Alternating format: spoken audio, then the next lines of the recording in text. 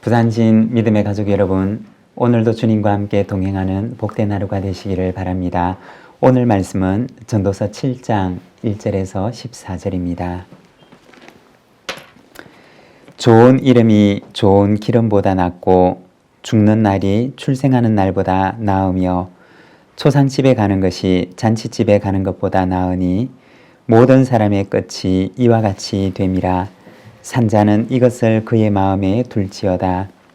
슬픔이 웃음보다 나음은 얼굴에 근심하는 것이 마음에 유익하기 때문이니라. 지혜자의 마음은 초상집에 있으되 우매한 자의 마음은 혼인집에 있느니라. 지혜로운 사람의 책망을 듣는 것이 우매한 자들의 노래를 듣는 것보다 나으니라. 우매한 자들의 웃음소리는 손 밑에서 가시나무가 타는 소리 같으니 이것도 헛됨이라. 탐욕이 지혜자를 우매하게 하고 뇌물이 사람의 명철을 망하게 하느니라. 일의 끝이 시작보다 낫고 참는 마음이 교만한 마음보다 나으니 급한 마음으로 노를 바라지 말라. 노는 우매한 자들의 품에 머무름이니라. 옛날이 오늘보다 나은 것이 어찌 믿냐 하지 말라. 이렇게 묻는 것은 지혜가 아니니라. 지혜는 유산같이 아름답고 햇빛을 보는 자에게 유익이 되도다. 지혜의 그늘 아래에 있음은 돈의 그늘 아래에 있음과 같으나 지혜에 관한 지식이 더 유익함은 지혜가 그 지혜 있는 자를 살리기 때문이니라. 하나님께서 행하시는 일을 보라. 하나님께서 굳게 하신 것을 누가 능히 곱게 하겠느냐. 형통한 날에는 기뻐하고 공고한 날에는 되돌아보아라. 이 두 가지를 하나님이 병행하게 하사 사람이 그의 장래일을 능히 헤아려 알지 못하게 하셨느니라. 아멘. 오늘 우리가 함께 읽은 말씀에서는 지혜로운 삶에 대해서 말씀을 하고 있습니다. 참 지혜로운 삶은 어떤 삶일까요? 1절과 2절의 말씀입니다. 좋은 이름이 좋은 기름보다 낫고 죽는 날이 출생하는 날보다 나으며 초상집에 가는 것이 잔치집에 가는 것보다 나으니 모든 사람의 끝이 이와 같이 됨이라. 산자는 이것을 그의 마음에 둘지어다. 오늘 말씀에 보면 산자가 꼭 기억해야 할 것에 대해서 말씀을 합니다. 좋은 이름이 좋은 기름보다 낫고 죽는 날이 출생하는 날보다 낫고 초상집에 가는 것이 잔치집에 가는 것보다 낫다고 말을 합니다. 여기에서 이름이라고 하는 것은 그 사람의 존재 자체를 말하는 것입니다. 그 사람이 살아온 삶, 그 사람의 생애를 말하는 것입니다. 우리 교회 앞마당에도 보면 선교사님들의 묘비들이 있습니다. 거기에는 그분들의 이름이 기록되어져 있고 그분들이 살아갔던 생애의 기간들과 그분들의 삶을 요약하는 짧은 문구가 기록되어 있습니다. 교회 마당에 있는 묘비 가운데는 맥켄지 선교사님의 묘비가 있는데 거기에 보면 그분의 이름과 그분의 생애의 기간과 또한 짧은 문구, 나환자의 친구라고 하는 그 말이 기록되어 있습니다. 이름이라고 하는 것은 그 사람의 존재, 그 사람의 삶을 말하는 것이고 그 이름 앞에 서면 우리는 그 사람이 살아갔던 삶을 떠올리게 됩니다. 이 세상에 어떤 기름보다도 좋은 이름을 남기는 것이 더 귀하고 아름답다고 하는 의미입니다. 전도서는 죽는 날과 출생하는 날, 초상집과 잔치집에 대해서 말하면서 인생의 끝, 죽음의 때가 올 것을 기억하며 살라고 말합니다.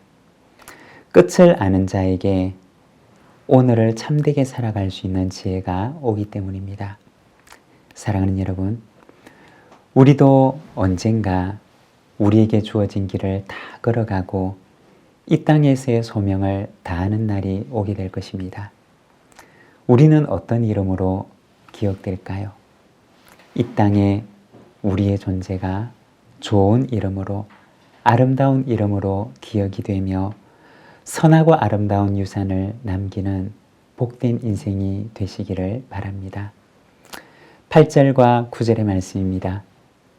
일의 끝이 시작보다 낫고 참는 마음이 교만한 마음보다 나으니 급한 마음으로 노를 바라지 말라.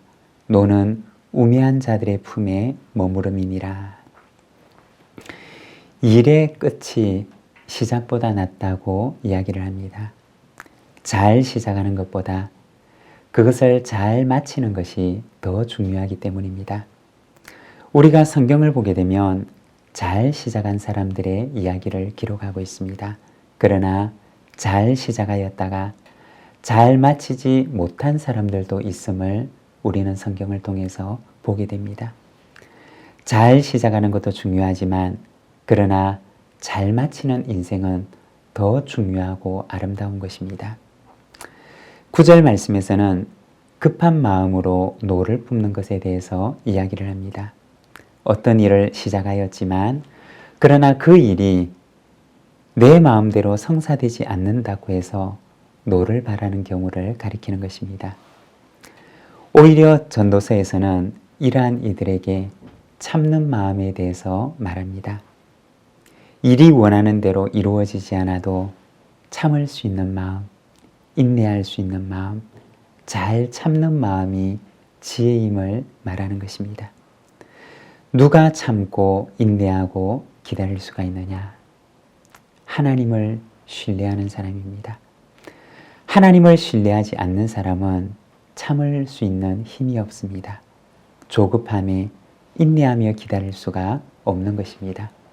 그러나 하나님을 신뢰하는 사람은 인내의 열매를 맺으며 기다립니다. 그리고 그 기다림은 반드시 좋은 열매가 되어 돌아오게 됩니다. 사랑하는 여러분, 일이 뜻대로 되지 않아도 하나님을 믿고 신뢰하며 기다림으로 아름다운 열매를 맺는 저와 여러분의 인생이 되기를 원합니다. 11절과 12절입니다. 지혜는 유산같이 아름답고 햇빛을 보는 자에게 유익이 되도다. 지혜의 그늘 아래에 있음은 돈의 그늘 아래에 있음과 같으나 지혜에 관한 지식이 더 유익함은 지혜가 그 지혜 있는 자를 살리기 때문이니라. 지혜의 유익에 대해서 말을 합니다.